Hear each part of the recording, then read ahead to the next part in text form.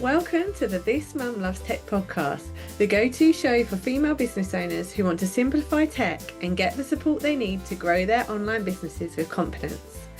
I'm Nicola Walsh, your podcast host. I'm also a mum to two cheeky boys and I love tech, so you don't have to. I'm here to share actionable tips, tools and strategies that will help you streamline your business and make the tech work for you. So whether you're watching after the kids have gone to bed or listening while on the school run, let's dive into today's episode and make tech that little bit easier. Hello and welcome to today's episode of This Mum Loves Tech. Now, if you listen to episode 7, you will know that Canva is one of my favourite tools. And so I thought I would do something a little bit different today, and that is to show you some of the top tips when it comes to Canva. Now, I'm going to split this out over 2 episodes. So this week, I'm going to show you 5 tips if you're using the free version of Canva. And then next week, I'm going to show you 5 tips for if you're using the pro version of Canva. Now, if you are listening to this episode, you may want to head over to my YouTube channel, because what I'm going to be doing is actually going into Canva and showing you these tips in real life. Now, I'm going to try and explain them as best as possible so you can follow along while you are listening. But if you want to come and see exactly where I'm clicking and exactly where I'm pressing, then that is going to be shown as part of the YouTube episode. Now, I love Canva. I think Canva Pro is totally worth it. And I did, again, if you go back to episode 7, I did go on to a whole thing and broke down the difference between the two. But you can definitely do lots of Canva still on the free one. So I wanted to make sure if you are on the free one, you get something out of these tips as well. So let's get started with my 5 top tips for using the free version of Canva. So this applies to anyone, whatever account you have set up. So I'm on my Canva homepage, and the first tip that I want to show you is about turning on rulers and guides. Now, rulers and guides can help you work out the positioning of certain items within your design so that everything can line up nicely together. So I'm going to go into one of my Canva documents now, and I'm going to show you how you turn these rulers and guides on. So along the top, you've got a few different options. So on the top left, there is an option called File. Now you need to make sure that you're within the document when you click on this. So you need to make sure you've clicked into the document, and the little sidebar with Canva is no longer shown on the left-hand side. And when you click onto File and go down to Settings, which is about the 3rd option down, then it gives you another set of options, and the top one is called Show Rulers and Guides. And when you turn these on, what it will do is it will add a little ruler along the top of your document and along the left-hand side of your document. And now what you can do is actually pull, if you click directly onto those rulers and then drag across. Again, this is why I like to use the desktop, because it's much easier. I don't think you can do this on the mobile version of Canva. This would be on the desktop version. But you can then pull in these guidelines, and that means that when you're trying to put a document together, you can make sure everything stays within a certain area. This is especially helpful if you're doing something like an Instagram post at the new post size. Because they've changed the grid recently into a portrait size, the posts that you need to post are 1080 by 1350. But really helpfully, the grid itself is actually slightly narrower than this. I've worked out it's about 1020 pixels wide. So you can use these guidelines to kind of bring in the edge of your document so that you can then see where you need to position your content so that it's going to be seen on your grid. So that's just one of the uses for grid lines, but I use them all the time if I'm trying to, especially if I'm trying to line stuff up across multiple pages, because as you will see if you're watching this, now I've put that grid line onto the first page. If I scroll down to the second page, that grid line is already there. So that it means that, especially if I'm doing things with multiple pages, like maybe a carousel or a PDF or a masterclass or something like that, I've got those lines in now on every single page so that I can get everything lining up where it needs to be. So that is tip number 1, rulers and guides. So my second tip is about keeping your files organized. Now, once you get into Canva, you can kind of go down a bit of a rabbit hole and you end up with loads of files in your home screen. And sometimes it's really difficult to find them. But what you can do is you can add your files into a folder. Let me just show you how this works. If you are on your home screen, you can select any one of your documents, and when you hover over it, you will see that you get some extra options come up. So I've hovered over my document and I can now see there's a little square box in the corner, there's a little star, and then there's three little dots. If I click on the three little dots that are on the right hand side of that file that I've selected, one of the options that comes up is move to a folder. It's about the fourth option down. And if I've already got folders set up, it will bring up all of the different folders that I have. But if I don't have folders set up, I can just create a new one and I can just name it whatever I want to. So I'm recording this episode at the end of February, so I'm getting together all of my March content. So I'm going to call this Mum Loves Tech March. So apologies if you can hear me typing away. So I've created the folder This Mum Loves Tech March, and I'm going to click on the button that says move to new folder. And then you will see, if I refresh the page, actually, it should then show up. So I've refreshed the page. You can now see that underneath the document, so you have the visual of your Canva document, you have the name of your Canva document. It normally says kind of what type of file it is. It might have the dimensions of it, or whether it's a presentation or a banner or something like that. And then now next to it is the folder. And if you're watching this, you will see that I've already got a lot of my files already saved into various folders. And that's just a way of keeping your files organized. Because what you can then do is, instead of trying to look for things in this home screen, which can get really overwhelming, you can end up scrolling for ages. Over on the left hand side of the options, you've got three little lines for the rest of the main menu. You've got the home, and then you've got projects. Projects are your folders. It's not very helpful of Canva to not name them the same thing, because you save it to a folder when you're actually moving the document, but then when you're trying to find them, they're called projects. And within that project, when you click on projects, it will then show you all of your folders, and then you can find your files that way rather than spending ages trying to search for something on the home screen. So yeah, that is my top tip number 2 for keeping your files organized within Canva. So now we're on to tip number 3, and that is how you can find photos within Canva that are in your brand colors. So I'm just going to show you how this works.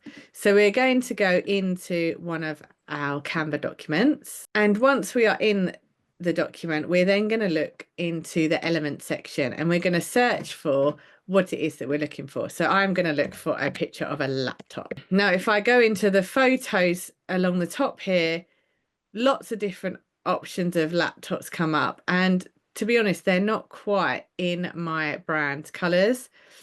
Now, if you look along the top, where that search bar is, along the top where you've put the word laptop, there's a little kind of like a options bar. And if you click onto that option symbol, the very first option is a rainbow circle with a plus in it. If you click onto that plus, it will give you the opportunity to put in a hex code. Now, hex codes are the colors that the online spaces use to break down the colors. It's made of 6 different numbers and letters. It's a combination, and each shade of color has its own hex kind of setup of numbers. And what that means is you can be really precise with what color you use and choose for different elements of your designs. So I've got a purple background on my main document at the moment. And if you know me very well, and you can see from my attire here, purple is a favorite color of mine. So I want to look for options that are purple. So I'm going to go up to where it's got the circle with the color in, which is the background color. And that brings now up all my menu with the different color options. And if you click inside the color at the top, you can get the hex value of that color. So for this, for example, the purple that I'm using is BFA-OE4. And that combination of letters and numbers relates specifically to the purple color that is on my screen. And if I was to change one of those numbers or letters slightly, it would completely change the shade of the color.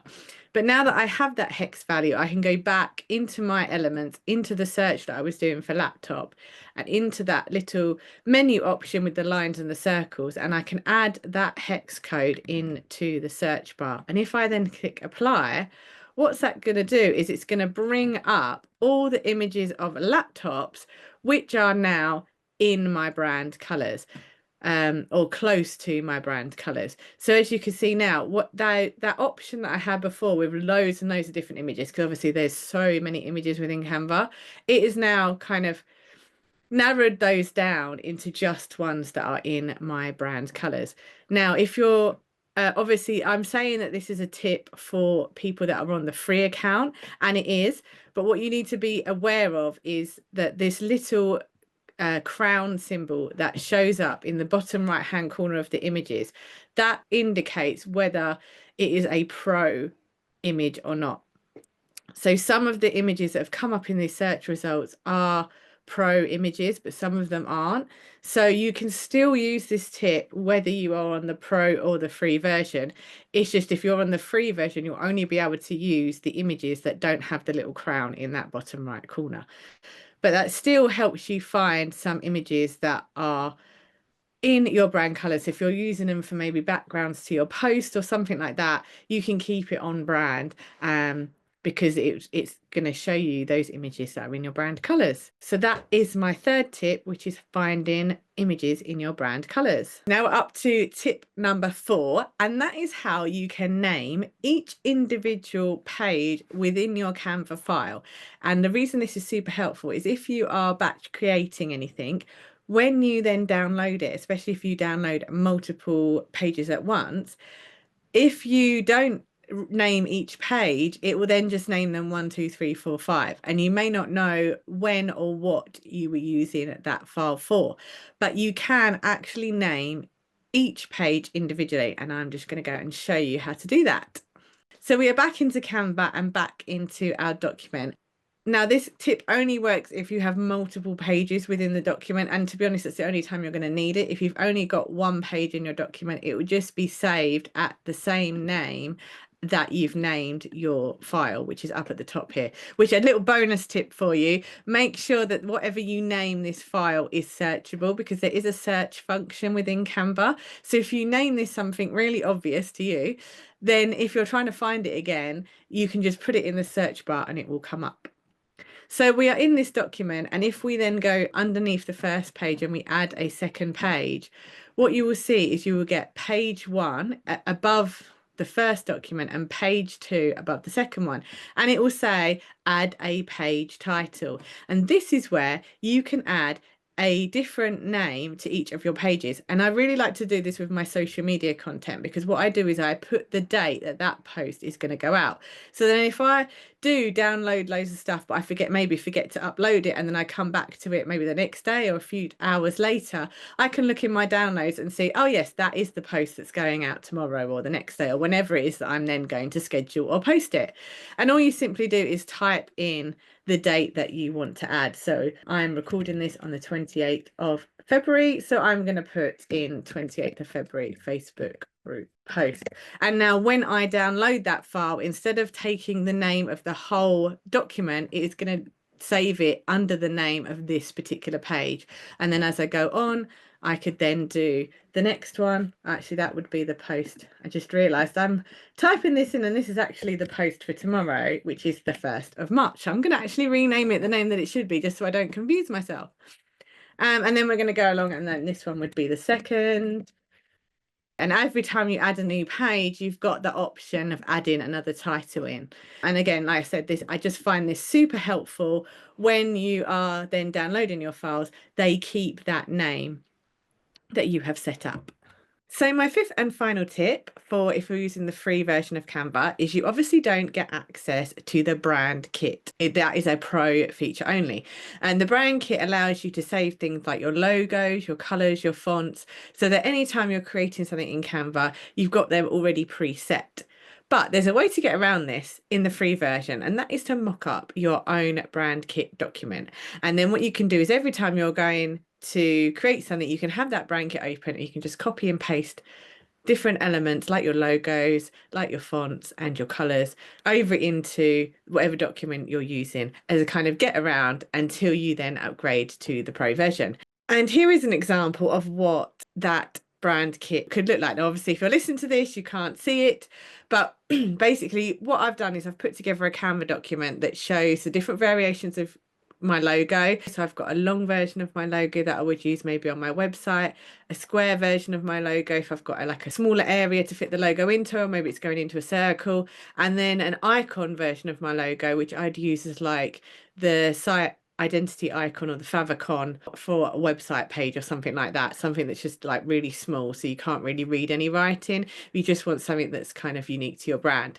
So I've got those three different options, so I can just copy and paste those into whatever document I'm working on. I've then clearly kind of defined what my heading font is, what my body font is, and what my decorative font is, so that again, if I'm putting anything together, I can quickly brand it up with those different font choices. And also I can remember then, if if I'm coming back to it, what were my actual brand fonts that I've chosen. And then what I've got is a breakdown of my color palette, and there's different hex values. So if you go back to one of my earlier tips where I was talking about finding photos in your brand colors, by having this written down with those hex values right there, you can easily come back to this document and just copy and paste those hex values whenever you need to use them, or if you're using them elsewhere online, you've got a record of them just all here so that you can put it together. And then the final thing is, if I'm kind of adding a little signature to anything, I've just put an example of what my profile picture might be and what my handle would be, just so that I know I can keep that consistent everywhere. That bit's not necessarily essential, but it's just what I've decided to add to my little brand kit. And now this is a way that even if you don't have the pro version of Canva, you have got like a little kit that you can then go back to and use, not just on Canva, but anywhere online really, where you may need to choose things like fonts and colors. Now, if you're thinking, I love that, look at that template, and I would like to get access to it, I have got a whole Canva workshop inside the This Man Loves Tech membership. You get access to that template and goes through how to fill it out, how you might do things like font research, color research, and different tools that are available to kind of create color palettes for you. If you're really new to Canva, it goes through how to add images to a page and all that kind of thing, and it goes through it step by step. So if you're interested in that, the link to join the membership is in the show notes. And also there's actually multiple Canva masterclasses within the membership now that take you right through some of the basic functions of Canva, setting up that brand kit, making social media templates, organizing your Canva files. There's lots of different hints and tips over the different masterclasses within the membership. So I hope you have enjoyed these 5 tips. And if you've liked this episode and you've found it really helpful, then let me know in the comments, because I am planning potentially to do more episodes like this where I kind of literally show you and explain to you, if you're listening obviously, these different tips that I have that can hopefully help you use these tools more effectively. So yeah, just let me know in the comments whether you'd like to see more episodes like this, and I will definitely plan to do them in the future. And I'm super excited because the day that this episode goes out, so the day that you're listening to it, tomorrow, Wednesday, the 5th of March, is the 6th month anniversary of me launching the This Mum Loves Tech membership. I actually can't believe it's been 6 months already. Like, so much has happened, so much has changed within the membership. There's so much more that I am now offering the ladies. Literally the first ladies that signed up, that took that leap of faith with me back in September, I just gave them access to the past masterclasses that I've done. But now, as well as getting access to the past and future masterclasses, I now offer 3 Q&A calls every month with the ladies. We come onto a group Zoom call and I literally go around them all and ask them what tech they're struggling with. Some ladies just come along to listen, to get ideas of things they might want to do in the future, which is lovely as well. I get everyone to do a quick little intro at the beginning as well, so there's a bit of networking going on, so people can find out about the other ladies that are in the membership and maybe make connections within the Facebook group with each other. And then I have guests come into the membership to do talks on different things, like we've had sales funnels and tax, how to submit tax returns. We've also looked at mindset and visioning. And then this month, So on the 7th of March, we have got Rachel Bloomfield coming in to talk to us about confidence within our business, because it's really important that we have confidence in what we're doing and what we're selling to get people to purchase from us. So I'm really excited about that.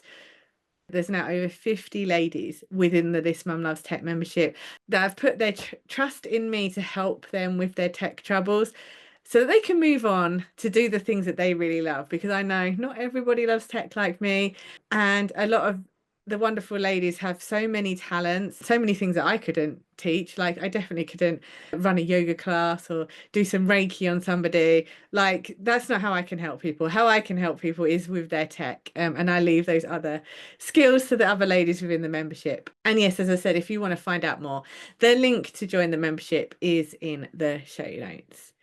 So thank you so much for joining me for this slightly different This Mum Loves Tech episode, a bit more practical, a bit more hands-on episode. Please let me know in the comments whether you have enjoyed these tips, whether you found them useful, and if you've gone on to go and use them. Like, yes, I would love to know that as well. Come into the Facebook community and share in there. I hope to see you on the next episode of This Mum Loves Tech.